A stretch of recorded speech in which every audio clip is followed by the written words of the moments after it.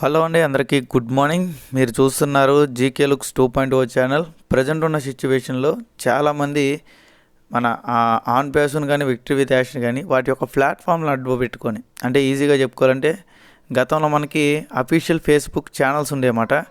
అది టీమ్ క్యాట్మో అని కానీ ఓపీ టీమ్ ఛాంపియన్స్ అని కానీ ఇవన్నీ కూడా మనకి ఉండేమాట.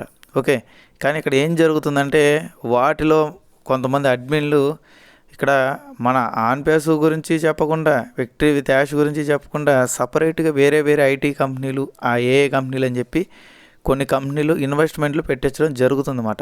కాబట్టి చాలామంది వీటిని చూసి కూడా కన్ఫ్యూజ్ అవుతున్నారు. చాలామంది నాకు పర్సనల్గా మెసేజ్ చేస్తున్నారు, బట్ జీకే గారు ఇలా చేస్తున్నారు, వీటిని నమ్మి మనం పెట్టుబడి పెట్టచ్చా అని. దాని గురించి ఈ వీడియోలో చెప్దాం.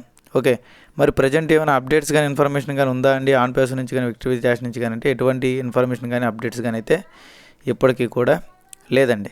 ఓకే, రెడ్ సార్ చెప్పిన ఇన్ఫర్మేషన్ ఉంది కానీ దాంట్లో కూడా మనకి అవసరమైన టాపిక్స్ అయితే లేవు కాబట్టి నేను దాన్ని అయితే కవర్ చేయడం లేదన్నమాట.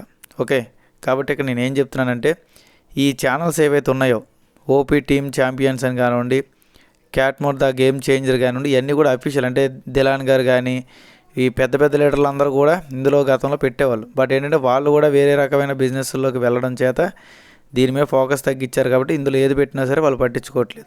కానీ ప్రాక్టికల్గా ఇక్కడ ఒక దాంట్లో చూశారు కదా, దాదాపు 80,000 మంది దాకా ఫాలోవర్స్ ఉన్నారు. ఒక దాంట్లో 30,000 దాకా ఫాలోవర్స్ ఉన్నారన్నమాట. అంటే ఫౌండర్సే కదా ఫాలో చేసేది ఈ ఛానల్ని.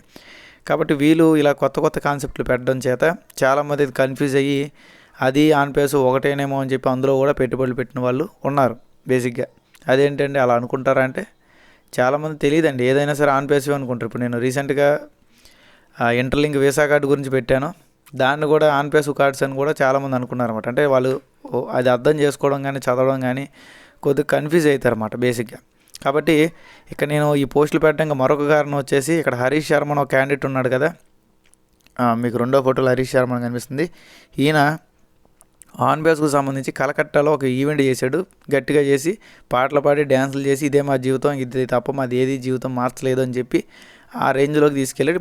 ఇప్పుడు వచ్చేసి ఇదేదో కొత్త ఏఏ వచ్చింది, వావ్ ఏఏ అని.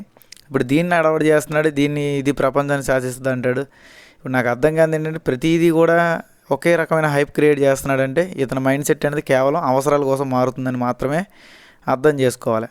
ఓకే, ఇక్కడ ఫస్ట్ ఫోటో వచ్చేసి ఫ్యూచర్ అని చెప్పి ఒకటి ఉందన్నమాట. ఇది కూడా the future of the internet అని మనం ఎలా చెప్తాం, వీళ్ళు కూడా the future of the financial freedom అన్నట్టుగా వీళ్ళు పెట్టారన్నమాట క్యాప్షన్. ప్రతి ఒక్కరు కూడా ఫ్యూచర్ అంటారండి. బేసిక్గా మనం అక్కడ అర్థం చేసుకోవాలి, ఏదైనా సరే ఫ్యూచర్లోనే వస్తుందని, వెంటనే వచ్చేస్తాయి వీళ్ళు చెప్పలేరు అన్నమాట.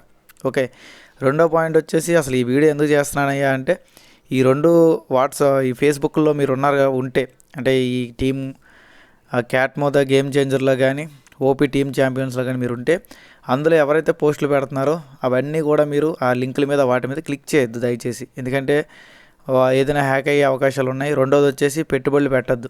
ఇప్పుడు నాకు అర్థం కాదు ఏంటంటే ఆన్ బేసు కానీ విక్టరీ విత్ యాష్ కానీ ఏఐ సంబంధించినవి కదా బేసిక్గా. ఇప్పుడు నేను కూడా వేరే చేస్తున్నాను, నేను చేయట్లేదని చెప్పట్లేదు, కానీ నేను చేసేవన్నీ కూడా మ్యాక్సిమం ఫ్రీ ఉన్నాయి. అలాగని చెప్పి అవేవి కూడా మన ఆన్ బేసుకు పోటీ ఇచ్చే విధంగా లేవు. అంటే ఆన్ బేస్లో మనం ఏఐ అనుకున్నాము, ప్రొడక్ట్స్ అనుకున్నాము, ఇలాంటి ఏవి కూడా నేను చేయట్లే. ఓకే, నేను చేసినంత కూడా సపరేట్ సెక్టర్ అన్నమాట. కానీ మన వాళ్ళు మాత్రం సేమ్ సెక్టార్లో, అంటే ఈజీగా చెప్పుకోవాలంటే మనం ఫ్రూట్ షాప్ పెట్టాము, అక్కడ ఫ్రూట్ షాప్ బాగాలేదని చెప్పి మళ్ళీ ఇంకో ఫ్రూట్ షాప్ పెట్టాము.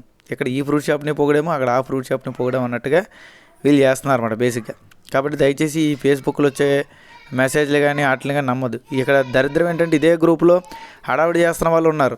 అంటే ఆన్ బేసు తోపు దమ్ముంటే ఆపు అన్న వాళ్ళు ఉన్నారు. విక్టరీ విత్ యాష్లో యాష్ గారు ఏదో సక్సెస్ చేసేస్తారని పోస్టులు పెట్టిన వాళ్ళు ఉన్నారు. అలాగే వాళ్ళ సొంత ఫ్యామిలీ ఫోటోలు, పండగ ఫోటోలు, తిరిగే ఫోటోలు పెట్టుకున్న మహానుభావులు ఉన్నారు. అలాగే ఇలాగా వాళ్ళకి నచ్చిన కంపెనీని ప్రమోట్ చేసుకున్న వాళ్ళు కూడా ఉన్నారన్నమాట. ఈ ఫేస్బుక్లో ఇన్ని రకాల మంది ఉన్నారన్నమాట ఈ రెండు గ్రూపుల్లో కూడా. కాబట్టి దయచేసి చెక్ చేసుకొని జాగ్రత్తగా చూసుకోండి. వేటిలో పడితే అట్లా అమౌంట్లు పెట్టొద్దండి.